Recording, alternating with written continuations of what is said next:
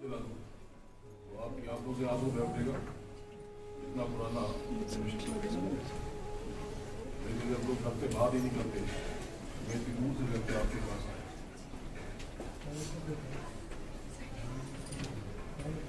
एक बात ध्यान रखना, आपकी सारी बातें मैं सुना,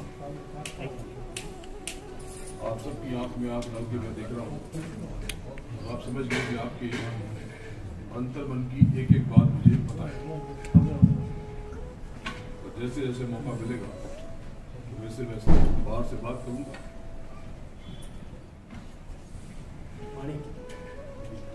लेकिन एक बात ये समझ देना, एक बात ये समझ देना, अगर प्रभु भगवान अगर आपको मिलेगा तो जीते जी मिलेगा, मरने के बाद कुछ भी नहीं। ये झूठी संपत्ति और झूठा धन जिसको आप अपना समझते हो या आप जानते हो, ये आपकी मृत्यु के बाद ये आपका नहीं रहेगा, सब यही छूट जाएगा। ये तो यही बात हो गई कि मैं आपके नंदुरबार में आया और आपने मुझे बहुत मेरा स्वागत किया और खूब धन दौलत दे दी, बोरे बोरे भर के दे दिए। और कुछ मैंने आपके यहाँ देखा कि बहुत भरा पड़ा है तो मैंने उसमें से चुरा लिए, तो मैं कर्मों का भागी बन गया। और उसके बाद मालूम पड़े कि यहाँ का नियम है कि आप यहां से कुछ लेके नहीं जा सकते। तो ये तो धोखा हो गया, ये तो धोखा हो गया। और ये भी नियम बना दिया कि आप यहां आ तो सकते हो पर हमेशा रह नहीं सकते, आपको जाना पड़ेगा। ये मनुष्य शरीर ऐसा ही है, आप यहां आ गए तो यहां हमेशा इस देह में रह नहीं सकते, आपको जाना पड़ेगा। और यहां जो कमाया उसको लेके भी नहीं आ सकते। ये तो बहुत बड़ा छल। अब आपको समझना चाहिए कि आप कैसे फंस गए, आप कौन हो, आपको तो ये पता ही नहीं है। तो गुरु महाराज का यही पैगाम लेकर के मैं आपके पास आया हूं, उस सदगुरु का, कि आप उस प्रभु का अंश हो। तो छोटे मोटे प्रभु तो आप भी हो, आपको इसका एहसास नहीं है, इसका बोध नहीं है। बिल्कुल वैसे जैसे बच्चे को जब तक अंग्रेजी सिखाई ना जाए बोल नहीं पाता। इसमें आप बैठे बहुत से लोग अंग्रेजी नहीं बोल सकते, क्यों? गूंगे हैं क्या? नहीं, इसलिए कि उनको सिखाई नहीं गई। उनको थोड़ी हिंदी बोल लेते हैं, थोड़ी गुजराती बोल लेते हैं, थोड़ी मराठी बोल लेते हैं।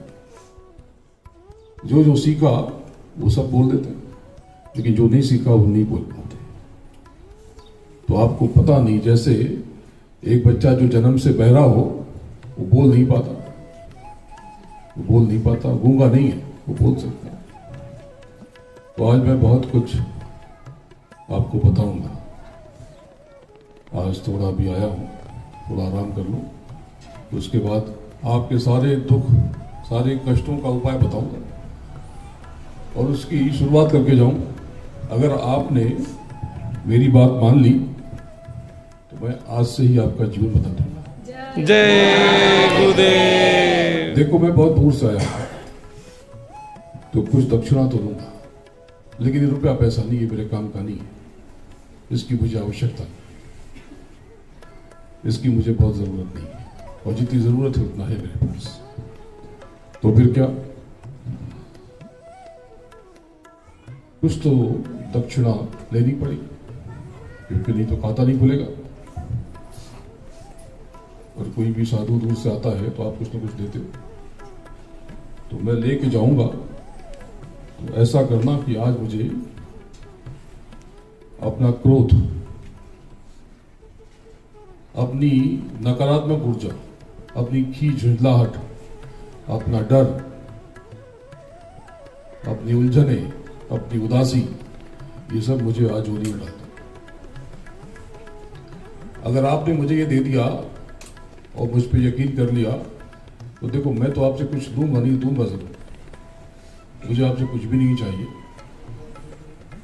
ये जब से मेरे गुरु महाराज ने मुझे फकीरी बाना पहनाया तो उसके पहले सब जानते हैं कि मेरा जीवन, मैं चाहूं तो मैं भी बड़े आराम से रहता। मेरा जीवन आपसे कम अच्छा थोड़ी है, अगर मुझे क्या दीवानगी चढ़ी कि मैं निकल पड़ा इस कोरोना में आपके पास आने के लिए। मैं चाहूं तो मैं अपने सुविधा में बहुत आराम कर सकता हूं जीवन भर, लेकिन मैं आपसे बहुत प्यार करता हूं, मुझे आपसे बहुत प्रेम है और मैं चाहता हूं कि जीते जी आप इस जगत की मुश्किलों से बाहर निकलो और अपने असली घर चलो। तो मेरा साथ आपको यहां भी और मेरा साथ आपको वहां भी। तो गुरु महाराज का यही संदेश लेकर के मैं आपके पास आया हूं। तो ये ऐसा नहीं कि खाली प्रवचन देके चला जाऊं, मैं आपको बहुत कुछ दूं। आप जो बुलाएंगे सबके पास मैं आऊंगा, अगर समय मिला तो मैं सबके पास आऊंगा। लेकिन ये है कि ये दक्षिणा जरूर देना, किसी पे संदेह मत करना, क्रोध मत करना, अनावश्यक उदास मत होना। आप क्यों अकेलापन महसूस करते हो?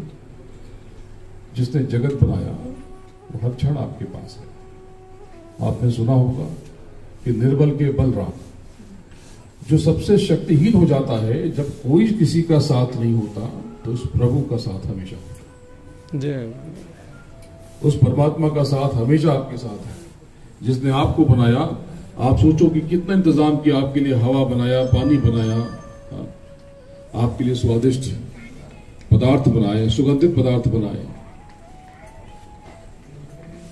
तो आपके पास जो नहीं है, आपके जो कष्ट है, मैं कोशिश करूंगा कि आपको सब दे दूं।